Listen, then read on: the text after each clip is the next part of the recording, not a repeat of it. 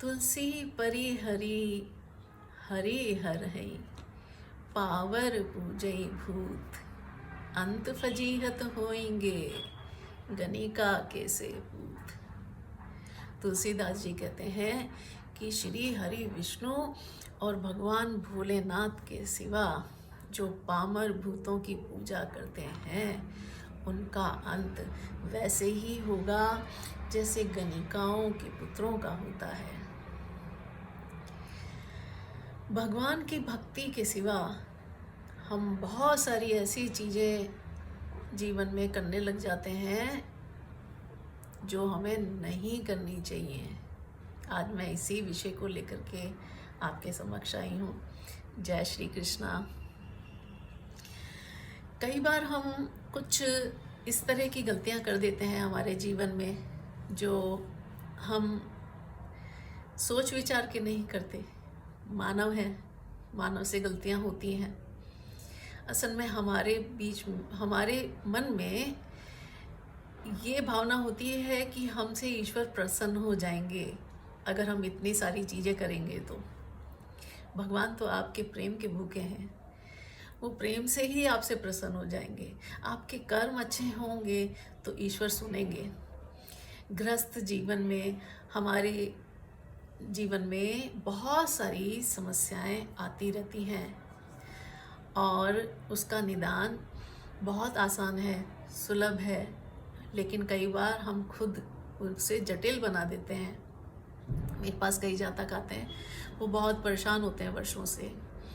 कुछ ऋण को लेकर के परेशान हैं, कुछ रोगों को लेकर परेशान हैं, कुछ लोग घर में सुख शांति नहीं है इस वजह से परेशान हैं, और कुछ अध्यात्म की तरफ जाना चाहते हैं, कुछ मोक्ष प्राप्ति करना चाहते हैं, इसलिए भी मुझसे संपर्क करते हैं। और उनका जीवन इतना जटिलताओं भरा होता ही चला जाता है।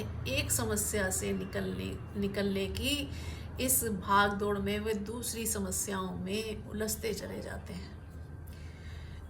एक ज्योतिष विद्वान से संपर्क करते हैं, वो उन्हें कोई उपचार या उपाय देते हैं, वो उन्हें सजेशन देते हैं कि ये माला पहन लीजिए, ये रत्न धारण कर लीजिए, ये घर में ये यंत्र स्थापित कर लीजिए। वो करते चले जाते हैं और वो अपने उस मंदिर में ही स्थापित नहीं करते हैं, वो अपने ड्राइंग रूम में, अपने बेडरूम में, अपने किचन में, अपने स्टोर में, जगह जगह वो घर के मेन डोर से उनकी शुरुआत होती है। उनके घर में अगर आप प्रवेश करेंगे तो आप पाएंगे कि आप घर में नहीं किसी मंदिर में प्रवेश करने जा रहे हैं। आप गृहस्थी हैं, गृहस्थ जीवन का आपको पालन करना है। जब आपको गृहस्थ जीवन का पालन करना है तो ड्राइंग रूम आपका ड्राइंग रूम की तरह लगना चाहिए। मंदिर की एक जगह ही सुनिश्चित की गई है, उत्तर पूर्व। आप स्टोर में भी बना रहे हैं, आप किचन में भी कर रहे हैं। और यही नहीं, बहुत सारे यंत्र आपने स्थापित कर लिए। आपने एक एक भगवान की बहुत सारी मूर्तियां स्थापित कर ली। आप देखिए, अगर आप कुल देवी देवता लगाते हैं, उनकी पूजा करते हैं, यहाँ तक ठीक है। भोलेनाथ की, गणपति जी की, सूर्य देवता है, राम दरबार है, विष्णु जी हैं, माँ दुर्गा हैं, देवी मैया। इसके अलावा आपने अपने पितर भी लगा दिए वहीं पे। साथ में आपने और भी आसपास के जितने भी लोक देवी देवता हैं उनको भी स्थापित कर लिया। आपको किसी ने मतलब यंत्र तंत्र से संबंधित चीज़ें दी, आपने वो भी स्थापित कर ली। आपके खुद के शरीर पे बहुत सारे रत्न हैं, बहुत सारी मालाएं हैं। ये इतना सारा अगर आप करेंगे तो ये इनकी ऊर्जाएं आपस में टकराएंगी। हर व्यक्ति का, जैसे कुछ व्यक्तियों का शरीर उग्र चीज़ों को सहन नहीं कर सकता है। बहुत सारे यंत्र और तंत्र से संबंधित चीज़ें अगर आप अपने घर में स्थापित करते हैं, और वो भी पूरे ही घर में स्थापित करते हैं, तो ये नकारात्मक ऊर्जाएं आपके ऊपर हावी हो सकती हैं या आपस में टकराती हैं। आप ये चीज़ें नहीं करिए। आप बहुत सारी ऐसी समाधियों पे जाते हैं, वहाँ से भी चीज़ें उठा के घर में ले आते हैं। ये इस तरह के कार्य करने से आपको ईश्वर नहीं मिलेंगे। ईश्वर आपकी प्रेम, आपकी श्रद्धा, आपकी भक्ति के आगे झुकते हैं। ईश्वर की प्राप्ति तभी होती है, आप अगर गृहस्थ जीवन में हैं और आपने बेडरूम में भी ये सारी चीज़ें स्थापित कर रखी हैं, क्या आप अपने जो व्यक्तिगत जीवन के पल हैं वो अपने बड़े बुजुर्गों के सामने बिता सकते हैं? उनके सामने वो सारे क्रियाकलाप कर सकते हैं जो चीज़ें आप अपने बुजुर्गों से छुपाना चाहते हैं या उनके सामने नहीं कर सकते? कुछ चीज़ों की पालना, नियम करना अति आवश्यक है। आप किसी ज्योतिष विद्वान के पास जाते हैं तो वो अगर आपको किसी समस्या के समाधान के लिए बहुत सारी चीज़ें दे दे और उसके बाद अगर समस्या का निदान नहीं होता है तो आप उस चीज़ को घर से जितनी शीघ्र हो बाहर निकालें। ये आपको हानि भी पहुंचा सकता है। अच्छा चिकित्सक आपने देखा है कौन होता है? अगर आपकी बड़ी से बड़ी बीमारी वो एक छोटी सी टैबलेट से ठीक कर सकता है, उस टैबलेट में भी वो कोशिश करता है कि सबसे कम mg की दे। अगर उससे उपचार होता है तो वो तो ठीक है, अन्यथा वो उसका डोज बढ़ाता है। उस डोज से अगर उसका उपचार नहीं होता है तो फिर डोज बढ़ाता है, नहीं तो कैप्सूल देता है। कैप्सूल से उपचार नहीं होता है तो इंजेक्शन देता है। इंजेक्शन से उपचार नहीं होता है तब जाकर के वो ऑपरेशन या सर्जरी आपको एडवाइस करता है। ये एक अच्छे चिकित्सक के लक्षण होते हैं। इसी प्रकार से एक अच्छे ज्योतिषी के भी यही लक्षण हैं। अगर आपको छोटी सी समस्या के लिए बड़े बड़े रत्न आपको पहना दिए जाएं, नीलम जैसे, उखराज जैसे, क्या छोटी छोटी उपचार से संभव नहीं है? छोटे छोटे उपायों से उपचार संभव नहीं है? हो सकते हैं। तो आप कहीं जाते हैं, अगर आपको पहले ही बहुत भारी भरकम उपचार दे दिए जाएं, आप समझ लीजिए उसके साइड इफ़ेक्ट होने वाले हैं।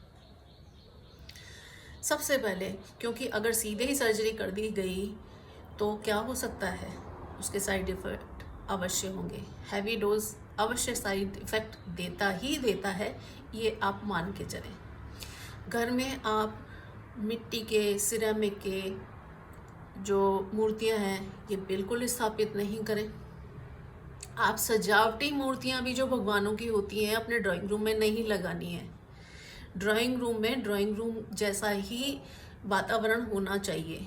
बेडरूम में बेडरूम जैसी ही, ड्राइंग रूम में या बेडरूम में उग्र तस्वीरें, जानवरों की, खूंखार जानवरों की तस्वीरें नहीं लगाएं।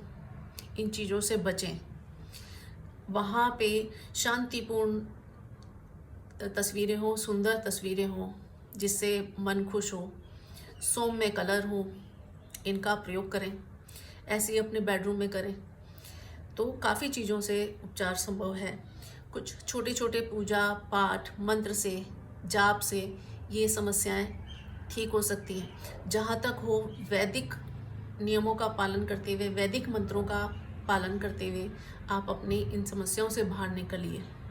क्योंकि अगर आपने घर में बहुत सारे यंत्र स्थापित कर दिए हैं तो आप ये मान के चलें कि आपके घर में राहु ग्रह प्रवेश कर चुके हैं और उसने आपके बुध को भी खराब कर दिया है।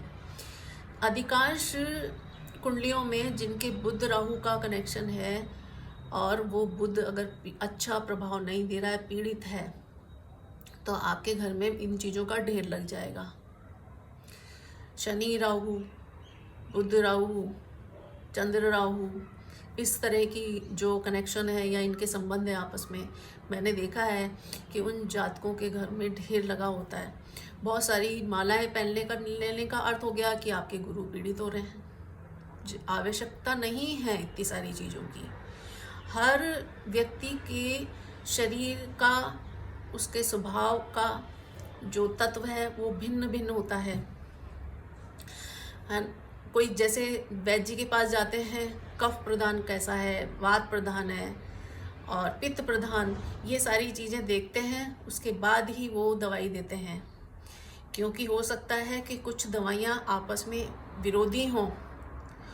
इसी तरह से यंत्र भी विरोधी होते हैं, इसी तरह से पूजा पाठ और मंत्र भी आपस में विरोधी होते हैं। कुछ उग्र साधनाएं होती हैं जो जातकों को स्वयं नहीं करनी होती है, आप खुद कर लेंगे, बिना किसी गुरु के मार्गदर्शन में कर लेंगे तो वो आपको हानि पहुंचा सकती है। कईयों को ब्रेन हेमरेज होते हुए मैंने सुना है कि उन्होंने उग्र साधनाएं कर ली हैं। आप गृहस्थी हैं तो शांत जो मंत्रोच्चारण है जिससे आपको हानि ना हो, आप वो ही करिए। और घर में पूजा पाठ में और अपने मंदिर में हद से ज़्यादा चीज़ों को इकट्ठा ना करें। और मेरा आप लोगों से यही सजेशन है। बाकी जो भी सजेशन पूजा पाठ और मूर्ति स्थापित करने वाली चीज़ें हैं वो एक बार संपूर्ण कुंडली विश्लेषण करवा करके ही कर सकते हैं। आप चाहें तो मुझसे संपर्क भी कर सकते हैं। माथे तिलक हाथ जपमाला, जग ठगने का स्वांग बनाया। मार्ग छाड़ी कुमारग उह, साची प्रीत बिनु राम न पाया। रैदास जी कहते हैं कि ईश्वर को पाने के लिए माथे पर तिलक, हाथ में जपमाला, ये दुनिया को, इस संसार को ठगने का स्वांग बना लिया है। प्रेम का मार्ग छोड़कर स्वांग करने से ईश्वर की प्राप्ति नहीं होती है। सच्चे प्रेम के बिना, अच्छे मार्ग पे चले बिना ईश्वर कैसे संभव है प्राप्त होना। जय श्री कृष्णा।